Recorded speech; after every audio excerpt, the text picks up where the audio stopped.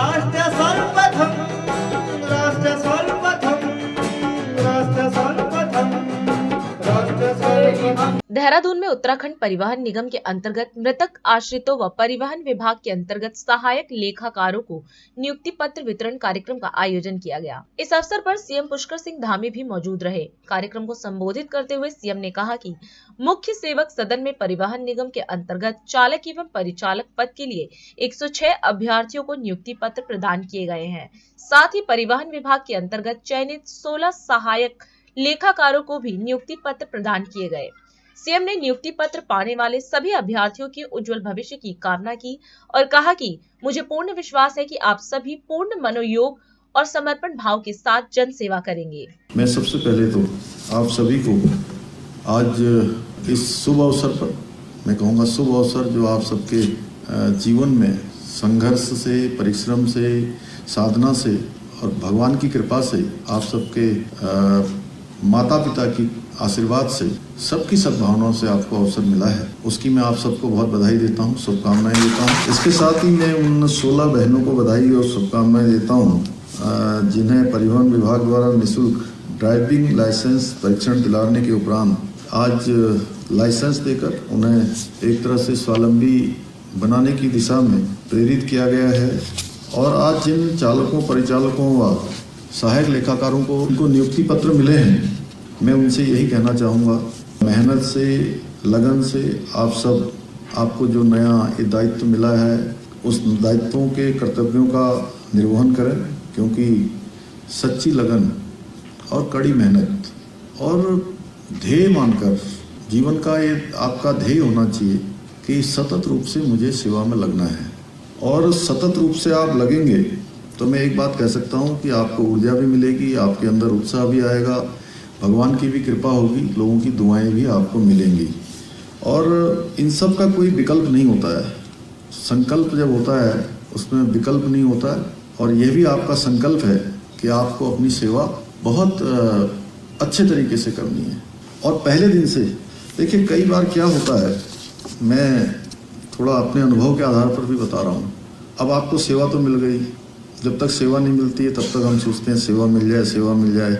और सेवा मिलने के बाद थोड़ा सा हम कुछ दिनों तक तो रहते हैं अनुशासन में, नया नया अच्छा काम करना है, करना है, वो करना है। लेकिन कुछ दिनों के बाद फिर अपने साथ हम अनुशासन नहीं बरतते हैं। अब इसमें एक काम जरूर है, विभाग की जो औपचारिकताएं हैं, विभाग का जो टाइम टेबल है, अनुशासन है, वो सब पर लागू होता है। लेकिन वो एक तरह से विभाग का टाइम टेबल है। आपको अपना टाइम टेबल अपने पर एप्लीकेबल करना है, अपना स्व अनुशासन बनाना है, मन से, मस्तिष्क से, विचार से, आत्मा से, हर तरीके से, काम से। जब आप ये मान लेंगे कि नहीं, मुझे तो ये काम करना है, मेरा तो ये जो काम मुझे मिला है, ये काम मुझे भगवान की कृपा से मिला है और भगवान ने मेरे को इस काम के लिए ही सिलेक्ट किया हुआ था, मुझे लोगों की सेवा के लिए ही बनाया है, मुझे ये अच्छा काम करने के लिए ही बनाया है। ये जब आपके मन में ये विचार बस जाएगा ना, तो अगर आप बसा लेंगे, आज से इसका अभ्यास करेंगे तो टाइम लगेगा बसते बसते।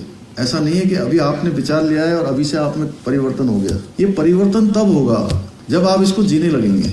और जीने लगेंगे तो फिर आपको दिन भर अगर 5 बजे की जगह 8 बजे और 10 बजे तक भी काम करना पड़ेगा। चालक परिचालक में तो चूँकि कोई टाइम टेबल इस प्रकार का होता नहीं, कई बार आगे भी होता है, पीछे भी होता है, लेकिन वो भी अपने उसमें मस्तिष्क में विचार बना लेंगे कि नहीं, अब तो काम करना है जी। तो न थकान लगेगी, न ये लगेगा कि मैं अधिक काम कर रहा हूँ, आपको लगेगा ये तो मेरा काम है। आप देख रहे हैं आज पर्यटकों का जिस प्रकार से राज्य के अंदर आना हो रहा है, श्रद्धालुओं का, तीर्थयात्रियों का, 4 धाम यात्रा में, आने वाले समय में मानसखंड यात्रा में, तमाम दूरस्थ क्षेत्रों में हमारी यात्राएं चलने वाली हैं।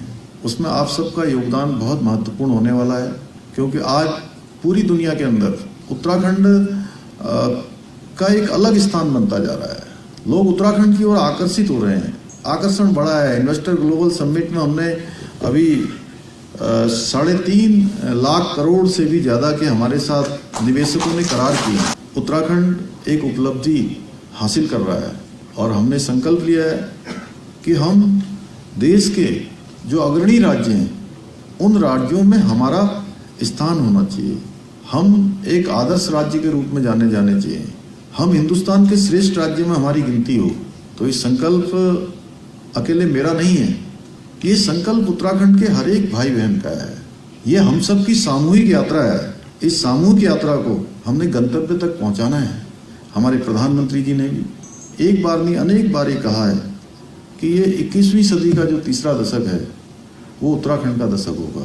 प्रधानमंत्री जी के शब्द जहां हमको प्रेरणा देते हैं, हमें ऊर्जा देते हैं, वहीं हमारे अंदर एक कर्तव्य के बोध को भी जो है कहीं ना कहीं जगाने का काम करते हैं कि हम भी कुछ न कुछ योगदान करें कि ये दशक उत्तराखंड का दशक हो। मुझे पूरी उम्मीद है कि आप सब लोग इस जो हमारा विकल्प रहित संकल्प है इसको सिद्ध करने में अपना योगदान देंगे। एक बार फिर से मैं आप सभी को शुभकामनाएं देते हुए आप सबके उज्जवल भविष्य की कामना करते हुए अपनी बात समाप्त करता हूं। राष्ट्र